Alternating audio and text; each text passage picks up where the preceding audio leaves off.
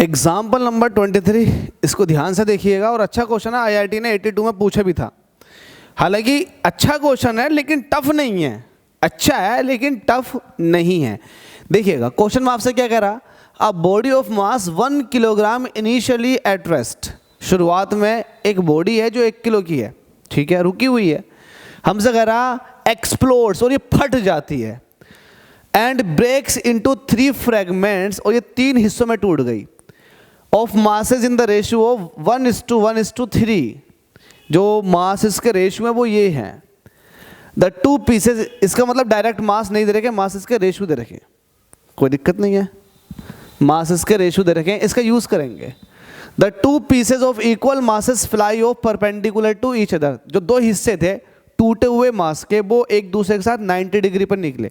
तो let us suppose कि 90 degree का मतलब ये है कि एक अगर इस तरफ को गया है तो दूसरा 90 डिग्री मतलब इस तरफ को गया होगा, ठीक है, ठीक है, कोई दिक्कत नहीं। लेट अस सपोज कि ये m1 मास का है और ये m2 मास का है, ठीक है। लेट अस सपोज कि इसकी वेलोसिटी v1 है और इसकी वेलोसिटी कोमा लगा करके इसकी वेलोसिटी v2 है, ठीक है, कोई दिक्कत तो नहीं है। ये एक दूसरे के साथ कितने डिग्री के एंगल पर है, ये एक दूसरे के साथ 90 डिग्री के एंगल पर है। तो हमसे कह रहा है कि इनकी जो वेलोसिटी है, देखो वेलोसिटी भी दे रखी है लेकिन मास नहीं दे रखा, मास का रेशियो दे रखा। तो रेशियो का फायदा उठाएंगे, रेशियो से हम मास निकाल लेंगे, कोई दिक्कत नहीं है वो तो हमारे लिए। हमसे कह रहा है what is the velocity of the heavier fragment, जो सबसे भारी फ्रैगमेंट है। इट मीन्स जो सबसे भारी फ्रैगमेंट होगा, जो इक्वल मासेस के फ्रैगमेंट थे तो वो तो हल्के वाले थे, जो सबसे भारी फ्रैगमेंट होगा वो तीसरा वाला होगा। तो लेट अस सपोज कि तीसरा वाला जो है वो ये है। अब जरा मुझे एक बात बताओ, जब ये 2 इस तरह से जा रहे होंगे तो तीसरा वाला कहीं ना कहीं पीछे की तरफ को भागेगा, तो ये जाएगा इस तरफ को। तो इसका मतलब ये हुआ कि लेट अस सपोज कि इसका मास जो है वो m3 है और इसकी वेलोसिटी जो है वो v3 है। अब जरा ध्यान से देखो इस सिस्टम को, ध्यान से देखो सिस्टम को। ध्यान से देखने के बाद ये देखो, जो तीसरे वाले मास का मोमेंटम होगा वो कहीं ना कहीं इन दोनों के मोमेंटमों से निकलना चाहिए, इन दोनों के मोमेंटमों के सम के बराबर होना चाहिए। लेकिन ये तो ओब्लिक डायरेक्शन में, इसका मोमेंटम तो इस तरफ को है, इसका मोमेंटम इस तरफ को है, तो कैसे काम चलेगा, इसका मोमेंटम इस तरफ को है। तो अब आपको करना ये है मोमेंटम को हॉरिजॉन्टल लेकर आना, हॉरिजॉन्टल डायरेक्शन में, क्योंकि इसका मोमेंटम तो इस तरफ को है, तो आपको भी इनके और इनके मोमेंटम हॉरिजॉन्टल डायरेक्शन में लाने पड़ेंगे। तो उसके लिए आपको करना ये होगा कि आप ये देखो कि ये एंगल कितना होगा, ये एंगल 45 होगा, तो ये भी 45 डिग्री होगा। तो अब आप एक काम कर सकते हैं, जो आपके पास P1 मोमेंटम है इसका हॉरिजॉन्टल कंपोनेंट निकाल सकते हैं। और आपको पता है हॉरिजॉन्टल कंपोनेंट क्या होगा, हॉरिजॉन्टल कंपोनेंट होता है एंगल के डायरेक्शन में जो कंपोनेंट आता है वो आता है कोस कंपोनेंट। तो ये हो जाएगा P1 कोस 45 डिग्री।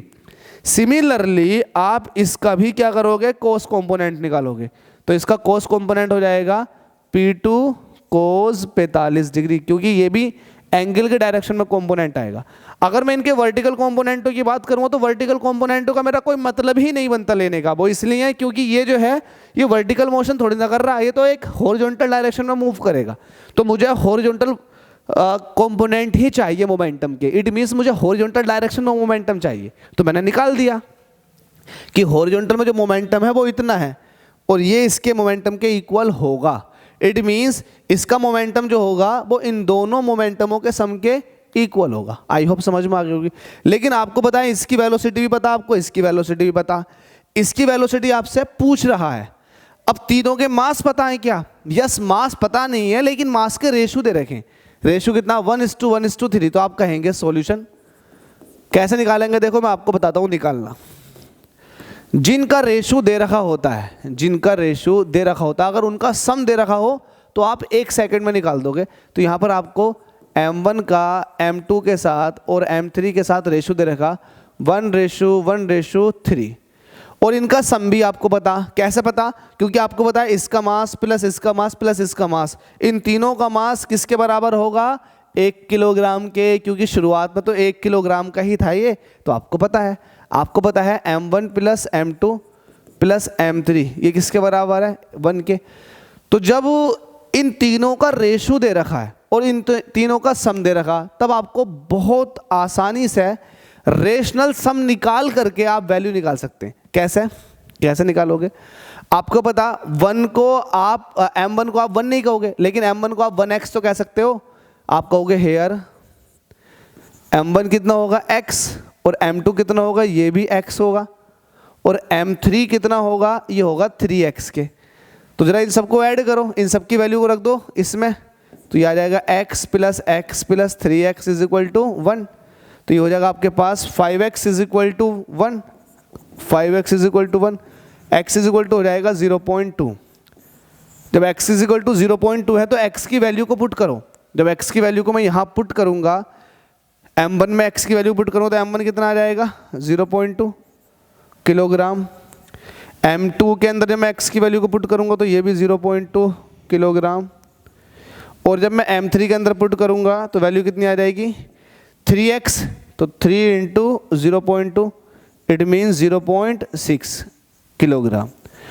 जब आप इन तीनों का रेशो निकालोगे तो रेशो यही आएगा 1:1:3। तो ये कुछ टफ नहीं था मेरे लिए कि इनकी मासेस की वैल्यू निकालना। मुझे इन सबके मास पता लग गए, बिल्कुल पता चल चुके हैं। तो अब आप करेंगे क्या? जब मास पता लग चुके हैं तब आप करेंगे क्या?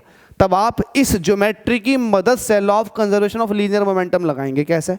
आप कहेंगे according to law of conservation of linear momentum, linear momentum क्या होगा? जो तीसरा ऑब्जेक्ट था इसका जो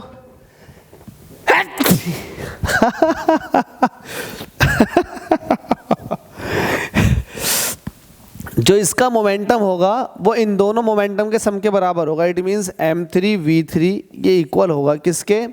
p1 कितना m1 v1 cos 45 plus m2 v2 cos 45। ठीक है भाई। m3 आपके पास है क्या? यस 0.6 v3 ये पूछ रहा आपसे। m1 आपके पास है क्या? यस 0.2। क्या पहले वाले की वेलोसिटी है क्या? यस है 30 मीटर पर सेकेंड। cos 45 की वैल्यू होती है 0.707 प्लस, ठीक है सॉल्व करते जा रहे हैं, प्लस m2 की वैल्यू है क्या? यस 0.2।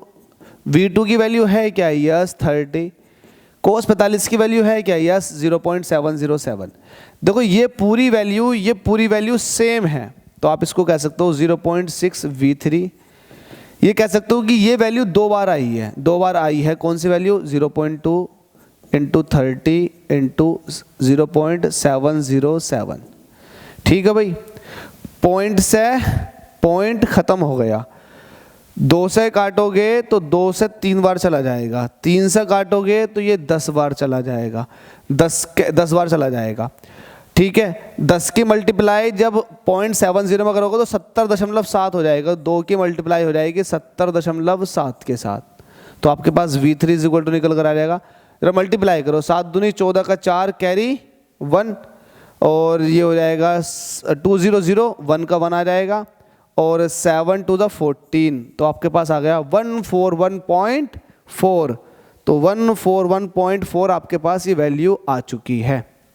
तो उम्मीद करता हूँ समझ में आ गया होगा। कैलकुलेशन में देख लो कहीं मिस्टेक तो नहीं हुई, क्योंकि आंसर में एक पॉइंट की कमी आ रही है। तो पॉइंट जरा देख लेते हैं। पॉइंट, हाँ दिक्कत हो गई, हमसे ही दिक्कत हो गई। जब 10 की मल्टीप्लाई आप 0.707 से करोगे तो 7.07 आएगा। कितना आएगा? 7.07। हमसे ही थोड़ी सी मिस्टेक हुई है, तो ये हो जाएगा 7.07, क्योंकि 10 से मल्टीप्लाई कर रहे हो तो एक प्लेस ही पॉइंट खिसकेगा, जिसकी वजह से यहाँ वैल्यू जो आएगी वो ये आ जाएगी 1.414। तो लिख दो 1.414, यही तो आएगी। नहीं ये नहीं आएगी, जरा मल्टीप्लाई कर लो, वैल्यू कितनी आ रही है? देखो यहाँ v3 चल रहा था, तो v3 इज इक्वल टू आ जाएगा, 7 का डबल करेंगे तो 7 to the 14 होता भाई। तो 2 7 से 14 का 4 कैरी 1, ये आ जाएगा ये 1, और 2 7 से 14, तो 14.14 ये V3 की वैल्यू आ चुकी है मीटर पर सेकंड में। कैलकुलेशन में थोड़ी सी मिस्टेक हो गई थी, कोई दिक्कत नहीं है, लेकिन सुधार ली, कोई दिक्कत नहीं है। कैलकुलेशन आप देख सकते हैं, एक टाइम को आप अपनी खुद की कैलकुलेशन करके भी देख सकते हैं। ऐसा नहीं कहें कि मुझसे गलती हो गई, मैंने इसको सुधार लिया, हाथों हाथ मुझे पता चल गया था कि कहाँ मुझसे मिस्टेक हुई है। तो उम्मीद करता हूँ कॉन्सेप्चुअली क्वेश्चन में आपको प्रॉब्लम नहीं आई होगी। तो बस यही हमारे लिए इंपॉर्टेंट है कि कॉन्सेप्ट समझ में आए, कॉन्सेप्ट में प्रॉब्लम नहीं आनी चाहिए। तो ये हमारा मोटिव फुलफिल हो गया।